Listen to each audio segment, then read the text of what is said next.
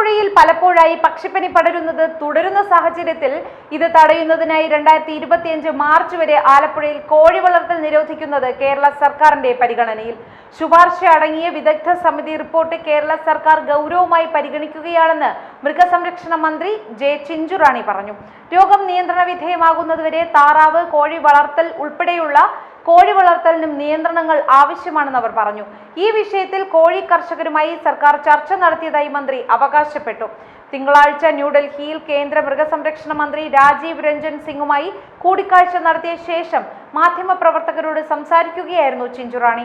2025 March അവസാനം വരെ പക്ഷിപ്പനി ബാധിത ജില്ലകളിലെ നിരീക്ഷണ മേഖലകളിൽ പക്ഷികളുടെ വിൽപ്പനയും അകത്തേക്കും പുറത്തേക്കുമുള്ള ഗതാഗതവും നിരോധിക്കാൻ ആലപ്പുഴ, കോട്ടയം, പത്തനംതിട്ട ജില്ലകളിലെ പക്ഷിപ്പനി ബാധയെക്കുറിച്ച് പഠിക്കാൻ നിയോഗിച്ച വിദഗ്ധ സമിതി ശുപാർശ ചെയ്തിരുന്നു. രോഗനിയന്ത്രണത്തിനും ഭാവിയിൽ ഏവിയൻ ഫ്ലൂ പൊട്ടിപ്പുറപ്പെടുന്നത് തടയാനും ഇങ്ങനെയുള്ള കടുത്ത നടപടികൾ ആവശ്യമാണെന്നാണ് അവരുടെ നിഗമനം. 2025 മാർച്ച് അവസാനം വരെ എന്നത് ഒരു ദേശാടന കാലമാണ്. രോഗം ബാധിച്ച ജില്ലകളിൽ 2025 മാർച്ച് വരെ പുതിയ താറാവുകളെയോ കോഴികളെയോ പുനഃസ്ഥാപിക്കരുതെന്നും നിർദ്ദേശിച്ചു.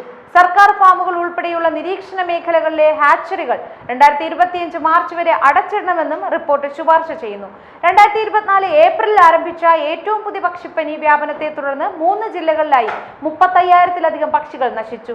പ്രതിരോധ നടപടികളുടെ ഭാഗമായി 1.70 ലക്ഷത്തിലധികം പക്ഷികളെ നശിപ്പിക്കേണ്ടതായി വന്നു. ഇതിൽ കൂടുതലും താറാവുകളും കോഴികളുമാണ് നശിപ്പിക്കപ്പെട്ടത്. 3 ജില്ലകളിലും പക്ഷിപ്പനി ബാധിച്ചെങ്കിലും ഏറ്റവും കൂടുതൽ ബാധിച്ചത് ആലപ്പുഴയിലായിരുന്നു.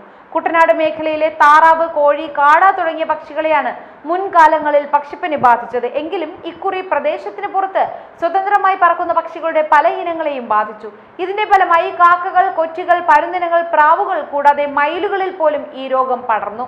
അഭൂതപൂർവമായ ഈ രോഗവ്യാപനം കാരണം വൈറസ് മനുഷ്യരിലേക്ക് പ്രവേശിക്കുമോ എന്ന ഭയം വർദ്ധിപ്പിക്കുന്നതിനും ഇത് കാരണമായി.